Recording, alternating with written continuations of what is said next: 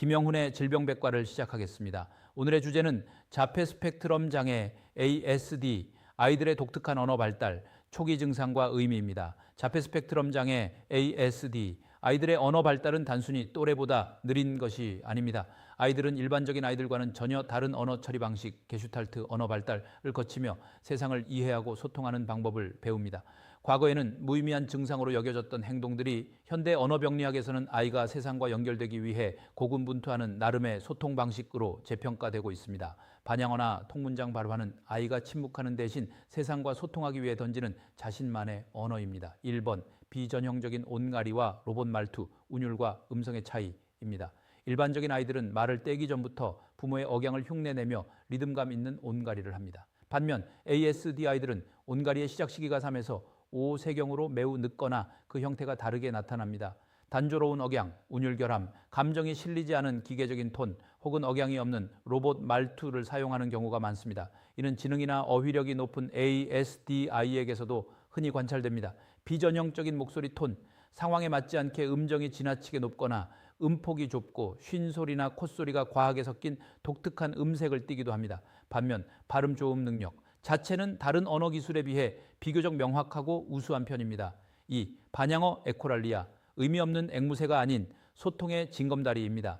상대방의 말을 그대로 따라하는 반향어는 과거에는 교정해야 할 문제 행동으로 여겨졌습니다. 하지만 최근에는 창조적인 언어로 나아가기 위한 매우 중요한 발달 과정으로 봅니다.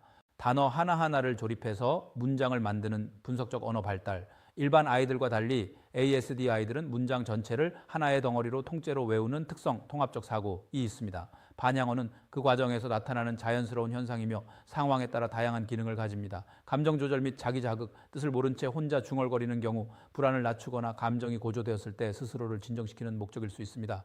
대화 참여, 상호작용, 뜻은 정확히 모르지만 대화에 내 차례를 채우고 상대방과 연결되기 위해 들었던 말을 그대로 뱉어냅니다. 변조된 반향어, 발전된 형태. 너 밥 먹었어? 라는 질문에 나 밥 먹었어? 라고 주어를 바꿔 말한다면 이는 아이가 언어의 규칙을 깨닫고 스스로 문장을 만들어가기 시작했다는 매우 긍정적인 신호입니다. 3.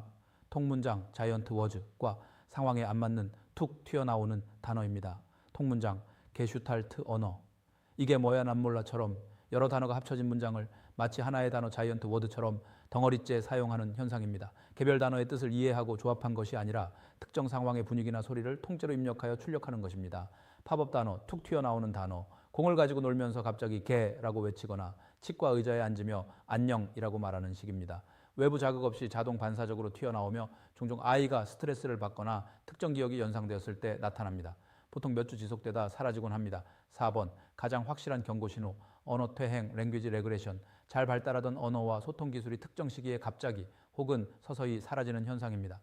발생 시기, 주로 15에서 24개월 사이, 특히 18에서 21개월에 가장 빈번하게 관찰됩니다. 특징, 의미 있는 단어 엄마, 물을 쓰던 아이가 더 이상 말을 하지 않거나 손가락으로 가리키고 눈을 맞추던 비언어적 제스처마저 잃어버립니다. 이는 아이가 사회적 상호작용에 문을 닫고 자기만의 세계로 몰두하고 있다는 강력한 신호 레드플래그이므로 즉각적인 전문가의 발달 평가가 필요합니다.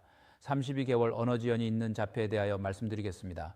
32개월은 자폐 스펙트럼 장애 ASD와 언어 지연을 동반한 아이들에게 뇌가 소성 뉴로플라스틱 니티, 이 가장 활발하게 작용하는 결정적 시기입니다. 조기 진단 로드맵에 따라 선별부터 확진까지 거친 후 가장 중요한 것은 가정과 임상 현장이 연계된 즉각적이고 밀도 있는 중재입니다. 1번, 언어 발달의 토대, 공동주의, 조인트 어텐션.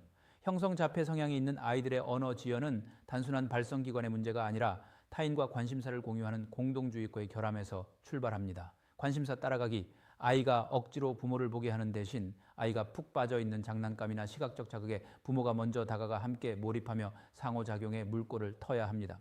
눈맞춤과 제스처 유도, 의미 없는 단어를 무작정 반복시키기보다 아이가 좋아하는 간식이나 장난감을 줄 때 1초에서 2초간 멈추어 자연스러운 눈맞춤이나 가리키기, 포인팅, 제스처를 유도하여 뇌의 사회적 회로를 자극합니다. 다감각적 보상 제공, 아이가 짧게라도 시선을 주거나 의미 있는 소리를 낼 때 부모가 과장된 표정과 경쾌한 목소리로 즉각적인 피드백을 주어 도파민 분비를 촉진시킵니다. 2. 뇌 신경망을 깨우는 감각 및 운동 통합입니다. 언어는 독립적으로 발달하지 않으며 전반적인 감각 처리 및 운동 계획, 모터 플래닝, 능력과 톱니바퀴처럼 맞물려 있습니다. 전정 및 고유 수용성 감각 자극, 그네 타기, 트램펄린 뛰기, 이불 썰매 등 신체 중심을 사용하는 활동은 각성 수준을 적절히 조절하고 뇌관을 자극하여 발성 의도를 자연스럽게 높여줍니다. 시청각적 인지 간섭 최소화, TV나 스마트폰의 일방적인 미디어 노출, 너무 많고 화려한 장난감 등은 뇌의 시각적 과부하를 줍니다. 전두엽이 사람의 목소리에 온전히 집중할 수 있도록 차분하고 정돈된 환경을 설계해야 합니다. 3. 임상적 개입과 발달 재활 지원입니다. 가정 내 부모의 밀착된 훈련과 더불어 다학제적인 임상 개입이 빠르게 병행되어야 시너지가 납니다. 맞춤형 치료, 연계, 언어 치료를 기본으로 하되 아이의 기질과 감각 프로파일에 맞추어 응용 행동 분석, ABA, 플로어 타임, 감각 통합 치료 등을 전략적으로 배치합니다. 사회적 지원 시스템 적극 활용, 영유아기 만 6세 미만에는 장애 등록이 아직 완료되지 않았더라도 전문의의 소견서만으로 발달 재활 서비스 바우처 등 공적 지원을 통해 초기 개입의 골든타임을 확보할 수 있습니다.